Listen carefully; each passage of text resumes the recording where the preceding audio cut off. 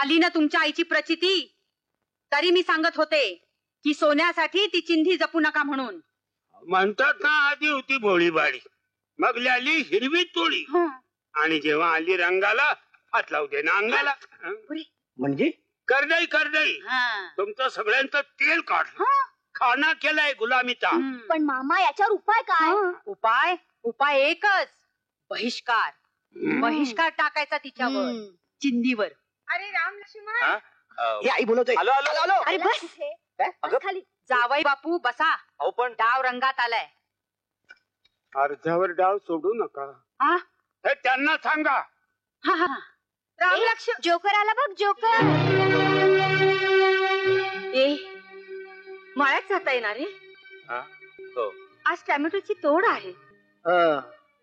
मामा पत्ता टाका. पत्ता तुम्हा सगळ्यांना गुलाम करणारी गाणी टाकतो. या. अरे राम लक्ष्मण, जेवून तरी घ्या रे. फेकून दे. काय पत्ता रे. अरे काय सांगते मी.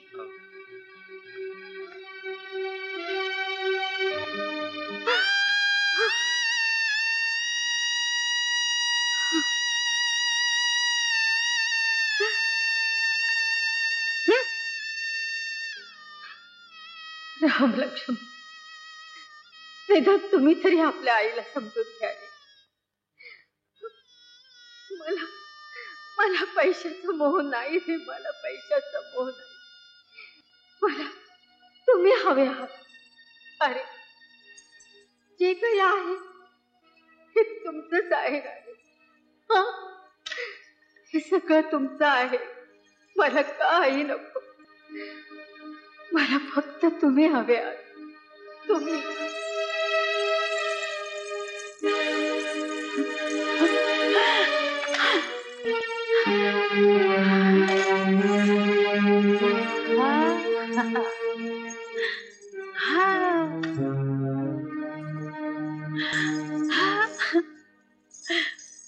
बघा आहे की नाही भिंतीवरलं मडक. डोकं डोकं याला डोकं लागतं, हलतं पण पडत नाही.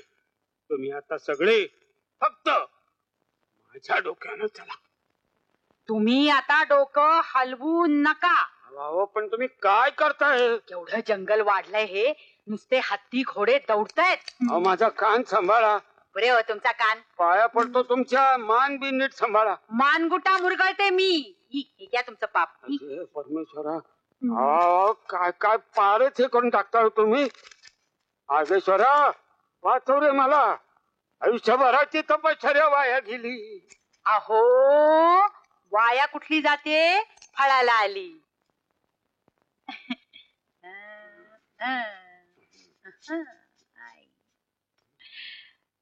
आता बघा किती गोंडस दिसतंय ते. खरंच ईश्वर. तुम्ही लाजू नका. माझ्या अंगात काटा येतो. अरे कपडे बदला आधी. काय बरोबर वाटते, मोकळं मोकळं वाटते. हा खूप लहान आहे, तो घेऊया. मोठा मोठा. आपण वॉशिंग मशीन घेऊया का रे? बघू, विचार करूया. विचार काय करतोस? रोज कोण कपडे धुणार ते? केवढ्याची आहे वस्तू? 5000 रुपये. आया काय छान आहे. खरंच ही आपण घेतली पाहिजे. कुठं गेले हे? Yes darling. तुम्ही इकडे आणा कडे. आलो ना कडे. डार्लिंग काय. अहो बघितली किती छान वस्तू आहे. सुंदर. आपण घेऊया हे. घेऊया म्हणून काय होते आता, घ्यायचं. हो हो बिल तेवढं पेड करून. काय रे पोराव, काय मामा? तुमचं हे सगळं झालं का? हो झालं. पॅक करून टाका. चला बिल सांगा.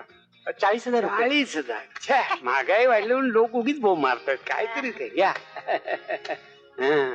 ठेवा हे. चला आवरा, पॅक करा. सगळं पॅकिंग करून ताबडतोब पाठवून. Yes madam.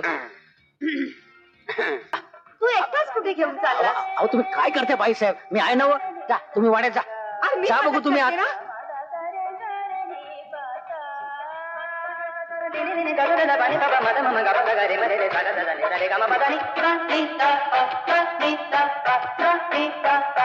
राम लक्ष्मण, आधी तो टीव्ही बंद करा आणि ती पोती आत घ्या. बाई बाई बाई बाई बाई बाई बाई, तुम्ही घ्या की. हात तुटलेली माणसं काम करतात म्हटलं. त्यांना ते सगळं बसून ऐकतं लागतं. मधूची मावशी, पाहुणे म्हणून आलात, पाहुणे म्हणूनच राहा. अहो पण तुम्ही आमच्या घरच्या बाबतीत नाक खुपसायची काहीही गरज नाही. आई कशाला बोलतेस त्यांना? बरोबर आहे त्यांचं. काय गाई, जेव्हा बघावं तेव्हा फक्त कामच सांगत असतेस. पैसे मागितले की मात्र तुझ्या अंगावर काटा येतो. असं काय रे? हा होय, हे सगळं आणण्यासाठीच तुम्हाला पैसे हवे होते ना? मग चाव्या मागत होता तुम्ही माझ्याकडे. अहो पैसे मुलांच्यासाठीच असतात, त्यांच्या सुखासाठी असतात बरं. आणि आपण द्यायचे असतात. हा काय सोन्यासारखी पाठस आहे तो. वंशाचे दिवे दिवे. ऐकलंस काय म्हणतात ते? अगं कोण कुठला माणूस आणि आम्हाला किती जीव लावतो. नाहीतर राम, हे तू तुझ्या आईला बोलतोस? अहो आबा, कशाला उगी शिरात आणताय? लक्ष्मण, खबरदार त्याला काही आडवं बोललास तर. सासूबाई, माझ्या नवऱ्याला कशाला ओरडताय? काय समजता तुम्ही स्वतःला? प्रत्येक गोष्ट तुम्हाला विचारून तुमच्या मर्जीने करायची? कशासाठी? काय हो, मुलांच्यावर जन्मसिद्ध हक्कच गाजवायचा होता तर कशाला केली त्यांची लग्न? चालले नाहीतर बस आईच्या पदराला कवटाळून. चल गा. ए मीना, मधू, अगं प्लीज, अगं माझं ऐक. आता थांब. ए मधू, बगीच्या मावशी चला. चला. आणि साने गुरुजींचं श्यामच्याही वाचलेलं दिसत नाही.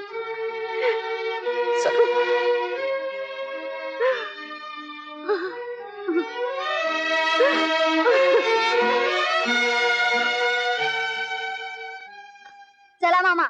मीना अगं माझं. मला तुझं काही एक ऐकायचं नाहीये. अगं पण या घरात एकतर आम्ही तरी राहू, नाहीतर तुझी आई तरी. बघावं तेव्हा नुसतं आई आई चाललेलं असतं. मधू, आई आबांना घराबाहेर काढायचं म्हणजे? नको ना, मग राहू दे ना इथं. अगं पण मी काय म्हणतोय? अगं माझं म्हणणं तरी ऐकून घे. अहो मावशी, तुम्ही तरी बघा. अगं बाई, ही तरी तुफान मेलाय नुसती. मामा अहो तुम्ही तरी हिला सांगा. तर मी तरी काय सांगणार? तुम्ही काही सांगू नका. अरे राम लक्ष्मण, तुम्ही या दोघी मुलींच्या मनाचा कधी विचार केलाय का? अरे तुम्ही दोघं नसताना तुमची आई यांना वाटेल तशी वागवत असते. ह्यावर उपाय एकच, डायव्होर्स. म्हणजे या दोघींची तक्रार राहणार नाही आणि तुमची कुचंबणा नको. घटस्फोट. घटस्फोट? हा रास्त खरे राम. आम्ही यांच्याशिवाय राहू शकत नाही. मग काय ठरवायचं तर ठरवा, मारा. पार नाही तर पार. काय करू? एकीकडे आई आबा, एकीकडे मीना. काय करू? काय जावंय बाबू?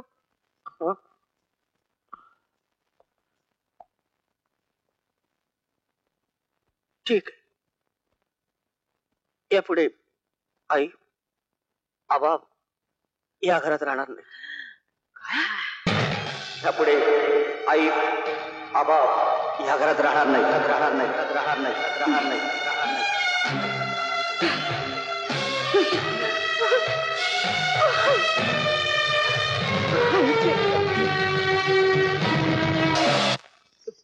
लवकर आले त्याचा. नेहमी सारखं मध्ये मध्ये खाऊ नका. मी सांगत नव्हते का तुम्हाला? काय खमंग वास आलाय. प्रोग्राम चमचमीत दिसतोय. मला वाटतं आता जेवणाच्या टेबलावर बसूनच सांगून टाकावं, ढेकर देत. मावशी, आता बोलायचं कशाला? सरळ हाकलूनच देऊ. आई जगदंबे, आज माझ्या लक्ष्मणाचा जन्मदिवस आहे. त्याला उदंड आरोग्य दे, सुखी ठेव. आण ग. बस. अरे अजून एकच पोळी चालली आहे. हे घे. आई मला नको आहे गाई. का रे? राम, हाली तुझं जेवण खूपच कमी झालंय. नाही का, तसं काय नाही आई. लक्ष्मणा, तो घे. घे रे बाबा, घे. नको गाई, मला भूक नाही. का नको? मला माहितीये तुझी भूक. घे घे रे. नको म्हणून सांगितलं ना एकदा. जावई बापू, नको नको काय, इकडे आणा. मी सांगते ना, घ्या. आता मावशी तुम्ही आग्रह करताय म्हणून घे. मग कोण कुठली मावशी? तिच्या हातचं आज गोड लागायला लागलं. आजवर तीच होती का रे वाढायला? मधूच्या मावशी, आम्हालाही आग्रह आवडेल. चला. लाज नको, अंगावर काटा येतोय. लक्ष्मण, तूप तरी घे रे पोळीवर. नको. अरे घे ना बाबा. अगं नको ग. घे रे असं वाढायचं असतं. इकडे आणा मी दाखवते. घे रे म्हणे. बघितलं असं वाढायचं असतं. हे घ्या आणि आता मला वाढून दाखवा.